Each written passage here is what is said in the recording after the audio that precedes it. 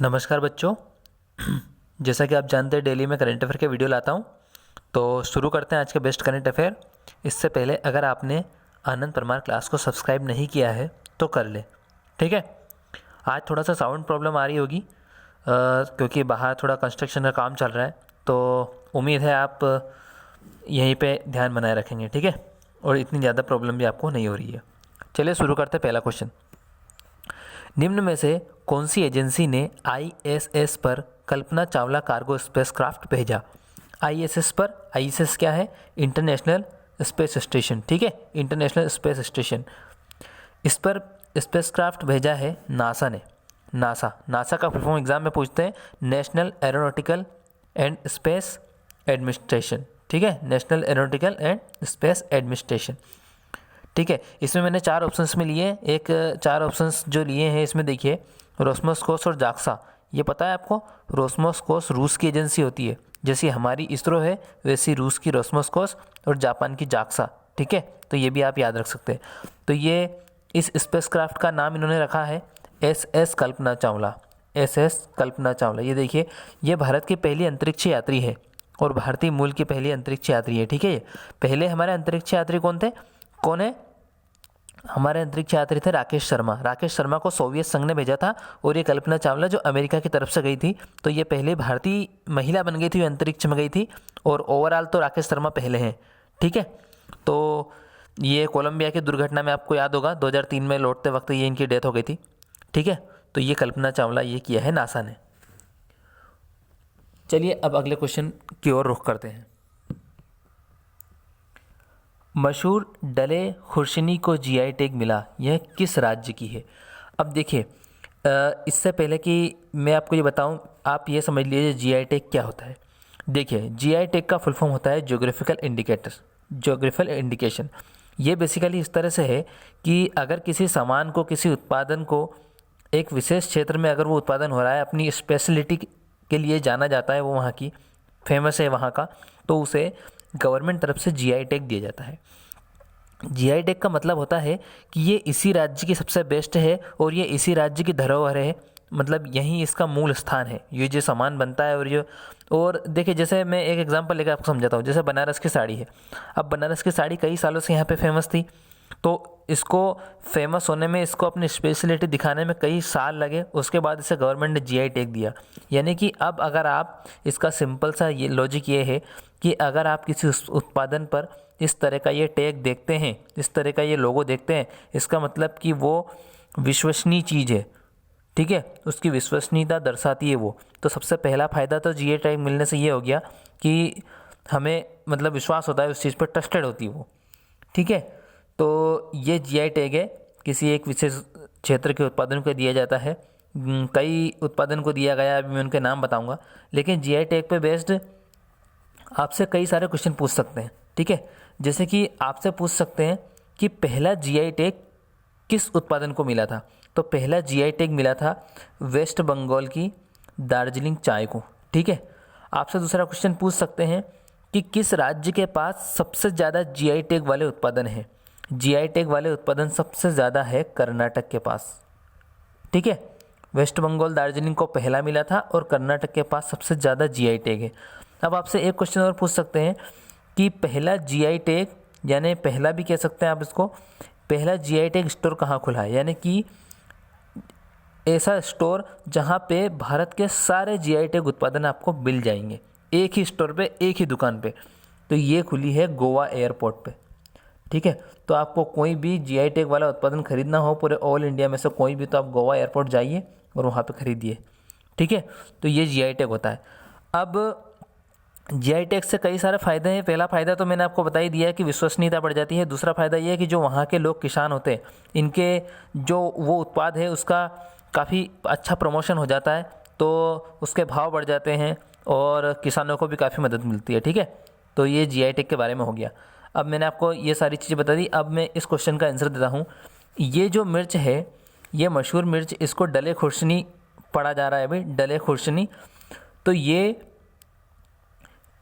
कहाँ की है? ये है सिक्किम की, सिक्किम की। इस तरह की ये मिर्च दिखती है और दुनिया की सबसे तीखी मिर्चियों में जानी जाती है ये, ठीक है। आपको इसे ख़रीदना हो तो आपको 1 किलो के लिए 400 रुपये 480 रुपये देने पड़ेंगे, ठीक है। तो ये मिर्च है, ठीक है। चलते हैं अगले क्वेश्चन पे। हाँ, और आपसे एक क्वेश्चन और पूछता हूँ मैं कि जो कड़कनाथ मुर्गा है, कड़कनाथ मुर्गा, इसको जीआई टैग मिला है। आप मुझे बताइए कि ये किस राज्य की स्पेशलिटी है, किस राज्य को इसके इस उत्पादन के लिए जीआई टैग मिला है, ठीक है। आपको हिंट भी दे देता हूँ कि वो मध्य प्रदेश, छत्तीसगढ़, महाराष्ट्र, गुजरात, इन्हीं में से है, ठीक है। अगला क्वेश्चन है, किसके द्वारा supersonic missile assisted release of torpedo, release of torpedo मतलब टॉर्पीडो लॉन्च किया जा सकता है इससे आसानी से। तो ये सफल उड़ान परीक्षण किसने किया है? ये किया है डीआरडीओ ने। डीआरडीओ ने अभी 2-3 दिन पहले एक मिसाइल भी लॉन्च करी थी, सौरी नाम था जिसका, ठीक है, सौरी मिसाइल। तो डीआरडीओ जो बेसिकली छोटी मशीनें होती हैं, जब भी लॉन्च की बात आई तो आप सीधा डीआरडीओ टिक कर दीजिए करेगा, ठीक है। डीआरडीओ का फुल फॉर्म होता है defence research and development organisation, जिसके अध्यक्ष हैं सतीश रेड्डी, जी सतीश रेड्डी, ठीक है। तो ये डीआरडीओ ने किया है।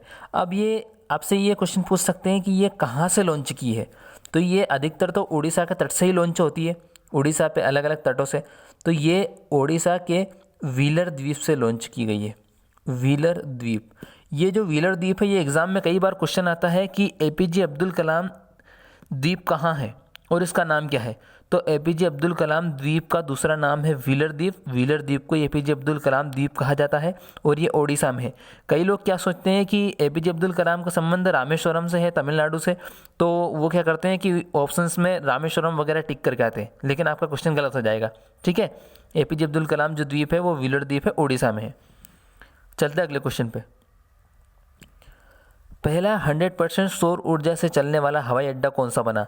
देखिए, भारत का पहला सौर ऊर्जा से चलने वाला एयरपोर्ट बना था कोचीन एयरपोर्ट, कोचीन एयरपोर्ट, ठीक है। तो कोचीन एयरपोर्ट बना था पहला सौर ऊर्जा से चलने वाला। और अब पूरी तरह से सौर ऊर्जा से चलने वाला AAI का एयरपोर्ट पहला बन गया है। ये AAI का बना है, AAI का पहला, यानी कि airport authority of India, airports authority of India, जिसके अध्यक्ष है अरविंद सिंह।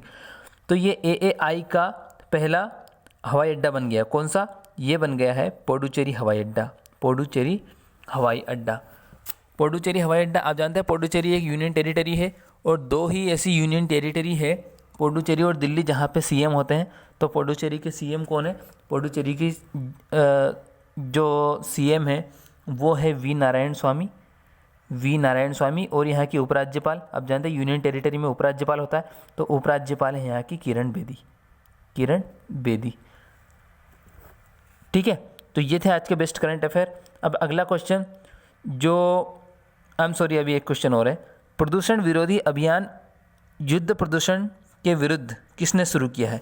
युद्ध प्रदूषण के विरुद्ध अभियान शुरू किया है दिल्ली सरकार ने। दिल्ली सरकार, जहाँ के सीएम है अरविंद केजरीवाल, ठीक है, अरविंद केजरीवाल। तो ये दिल्ली सरकार ने शुरू किया है युद्ध प्रदूषण के विरुद्ध, ठीक है। चलते अगले क्वेश्चन पे। Indo American chamber of commerce IACC द्वारा किसे लाइफ टाइम अचीवमेंट अवार्ड से नवाजा गया है? अब ये नवाजा गया है, जो फोटो में आप देख रहे हैं इनको पहचानते होंगे, महान व्यक्तित्व वाले रतन टाटा, ठीक है। रतन टाटा को Indo American chamber of commerce ने लाइफ टाइम अचीवमेंट अवार्ड से नवाजा है, ठीक है, रतन टाटा, ये नाम याद रखिएगा। अब चलते हैं अगले क्वेश्चन पे। अब ये अगला क्वेश्चन स्टैटिक जीके का, जो मैं आपके लिए डेली आपसे पूछता हूँ, जिसके कई सारे बच्चे आंसर देते हैं, जैसे कि अरुण, जया शर्मा, ज्योति मीना और दीपक शर्मा, कपिल शर्मा वगैरह, जिससे लोग आंसर देते हैं इसके। तो ठीक है, तो ये क्वेश्चन मैं पूछ रहा हूँ आपसे कि वायुसेना दिवस कब मनाया जाता है। तो अब आपकी ये जिम्मेदारी है कि आप वायुसेना दिवस, थल सेना दिवस और जल सेना दिवस, तीनों दिवस मुझे बताइए। तीनों दिवस के आंसर मुझे चाहिए। और इतना और बता देता हूँ कि ये तीनों दिवस के जो दिवस हैं वो मैंने इस ऑप्शन में दे दिए हैं, तीनों के तीनों, ठीक है। तो आप ये डिसाइड कीजिए कि कौन सा वायुसेना दिवस है, कौन सा जल सेना दिवस है और कौन सा थल सेना दिवस है, ठीक है। तो ये बताइएगा आप, क्योंकि 8 अक्टूबर को एक दिवस तो आने ही वाला है जस्ट। अब ये मैंने कल क्वेश्चन पूछा था, इसका आंसर काफ़ी बच्चों ने काफ़ी अच्छा दिया और साथ ही काफ़ी एक्स्ट्रा इन्फॉर्मेशन भी उन्होंने दी है। तो आई होप अगर आप ऐसे ही आंसर देते रहेंगे तो आपके ही जो क्वेश्चन है वो पक्के हो रहे हैं, इसलिए आंसर देने में कभी कंजूसी मत कीजिएगा, ठीक है। तो ये हिडनबर्ग रेखा है, ये है जर्मनी और पोलैंड के बीच में, जर्मनी और पोलैंड के बीच में, ठीक है। अब ऐसी कई सारी रेखा है, जैसे मैकमोहन लाइन है, मैकमोहन लाइन है भारत एवं चीन के बीच, रेड क्लिफ रेखा है भारत एवं पाकिस्तान के बीच, डुरंड रेखा है पाकिस्तान अफगानिस्तान के बीच, है ना, और मैगिनॉट रेखा है जर्मनी फ्रांस के बीच, और 38वीं, आप देखिए ये तीन काफ़ी कंफ्यूज करती हैं। एक होती है 38वीं समांतर रेखा, एक होती है 49वीं समांतर रेखा, और एक होती है 17वीं समांतर रेखा, और एक होती है 24वीं। ये एग्ज़ाम में आते हैं। तो 38वीं तो आपको याद रखना है, 38वीं तो नॉर्थ कोरिया और साउथ कोरिया, नॉर्थ कोरिया और साउथ कोरिया, नॉर्थ कोरिया तानाशाह वाला, ठीक है। तो 38वीं नॉर्थ कोरिया साउथ कोरिया, 49वीं अमेरिका और कनाडा, सबसे लंबी बॉर्डर दुनिया की, अमेरिका और कनाडा, ठीक है।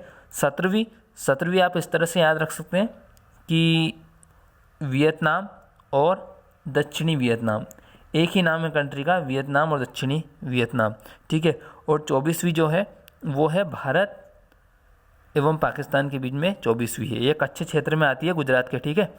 तो याद रखिएगा। तो 38वीं नॉर्थ कोरिया साउथ कोरिया, 49वीं अमेरिका कनाडा, 17वीं दक्षिणी वियतनाम और उत्तरी वियतनाम, और 24वीं भारत पाकिस्तान कच्छ क्षेत्र में, ठीक है। तो इतना याद रखिएगा।